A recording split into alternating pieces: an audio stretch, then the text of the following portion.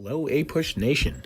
This is Mr. O'Hagan, and welcome to this edition of Content Spotlight, where we highlight a specific historical topic within one of our units, explain its importance, and identify its broader historical connections and implications.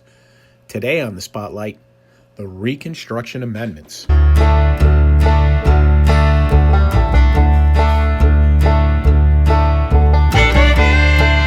Let's begin with some context. The debate surrounding state and federal power was as old as the nation itself. Post-revolutionary figures like Jefferson, John Hancock, and Sam Adams were all in favor of state governments exercising power and embraced the model established by the Articles of Confederation.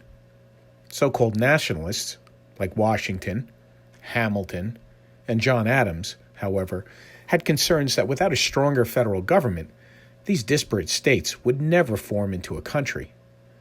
Welcome to the constitutional debate that was central to the source of conflict in the nation for the next 70 years until the Civil War.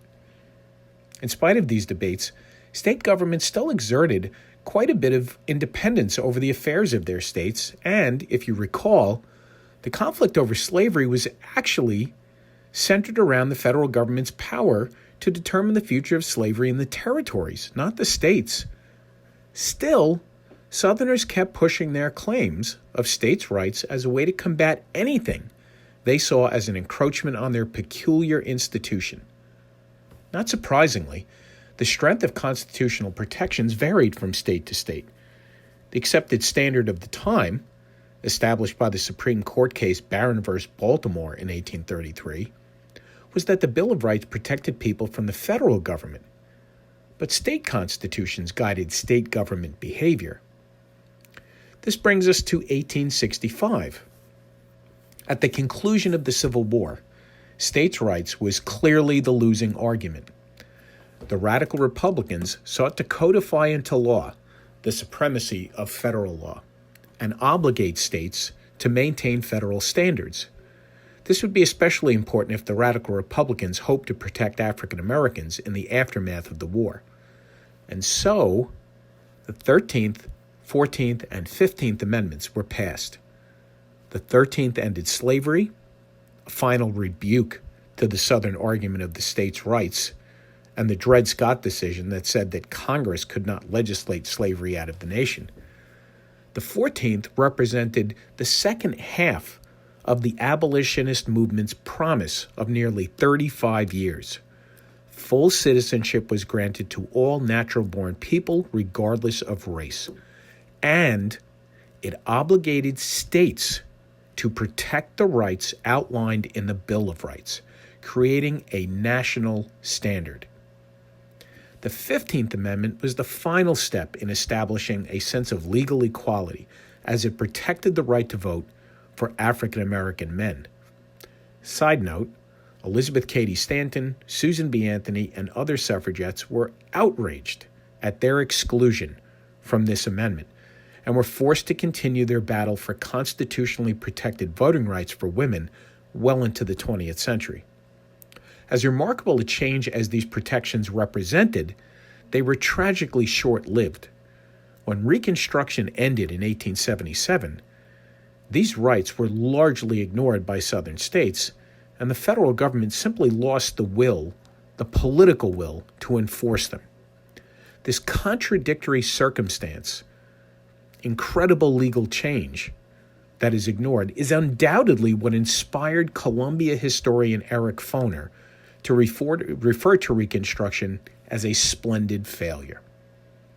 Let's take a look at the historical themes of this topic.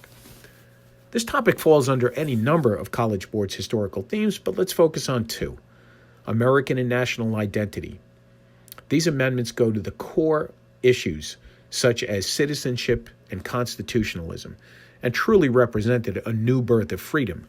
However short-lived these protections appeared to be to African Americans in the latter half of the 19th century, they were game changers. A second theme to consider is politics and power. This theme reminds us of the limits that can be placed on people when political leaders fail, as Lincoln so beautifully suggested in his writing, to listen to the better angels of their nature. As a way to connect across time periods, or as College Board likes to call it, reasoning, let's think about the way African Americans hung on to the promise of these rights for the next 100 years. How leaders like Booker T. Washington, W.E.B. Du Bois, Jackie Robinson, and Dr. Martin Luther King Jr. all pushed and worked to see the United States make good on Lincoln's promise of a new birth of freedom in the civil rights movement of the middle 20th century.